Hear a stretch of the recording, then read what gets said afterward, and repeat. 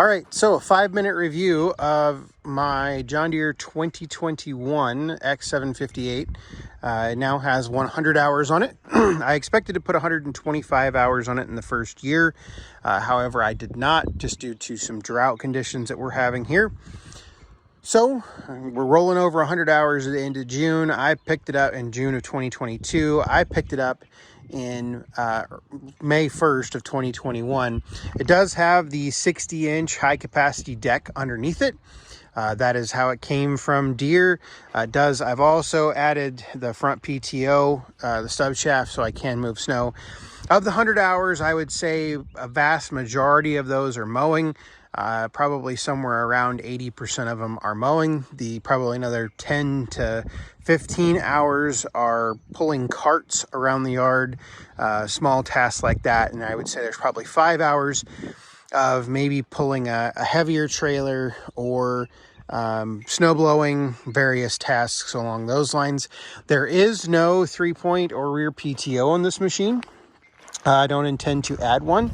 That's not the purpose of what this machine was for. But after the first 100 hours, I will have to say that I am impressed. I do not regret my purchase. A couple things, small things that I'm going to register as complaint about. One of them, Deere probably cannot do anything about, is that's a small fuel tank. I have not done the math recently, but basically I can get about 4.25 gallons. There's 4.25 usable gallons in the fuel tank. I know those 4.25 gallons, I can generally get about 5 to 6 hours somewhere in there out of those 4.25 gallons. So we're consuming a little less than a gallon an hour. Like I said, I haven't done the math in about 50 hours, so I'm not exactly sure where we're at. I'm sure we're down a little bit in terms of gallon per hour usage from where I was for breaking in the engine. The small fuel capacity probably wouldn't be a huge deal. However, with the amount of area that we have to mow, which I'm showing you probably about a third of it, it just, we've got a 1445 front mount mower that we use it primarily when my wife and I are mowing together.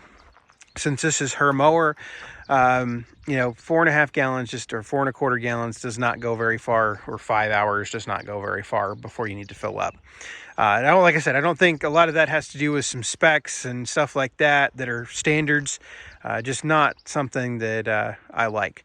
The seat, I don't appreciate the seat as much as the SE seat that is on my X748.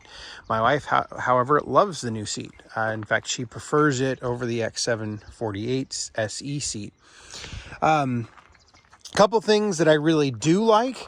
I was lukewarm on at first. The deck, coming from the 60-inch 7-iron deck that's on my X748.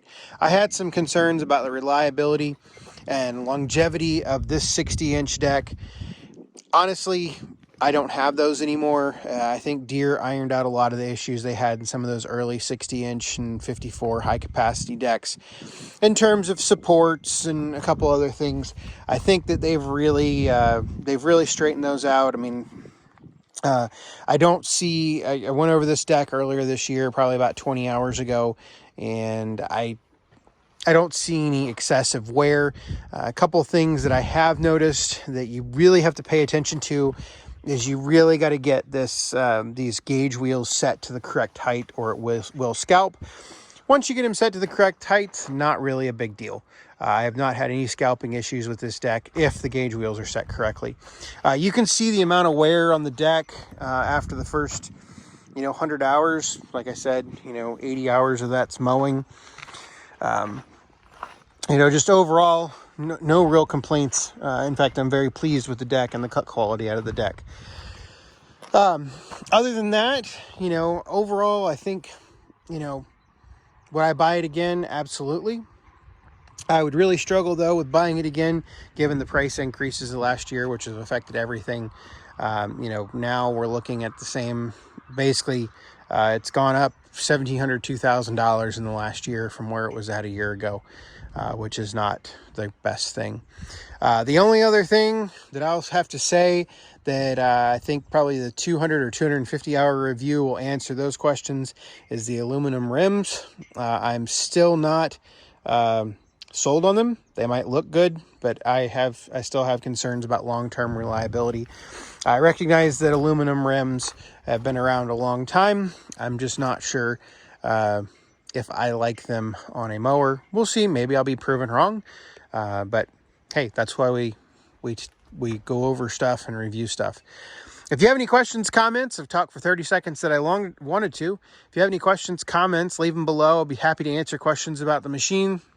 If you want to, go back and look at the videos when I first bought it. I covered the prices and why I bought a new over used, etc.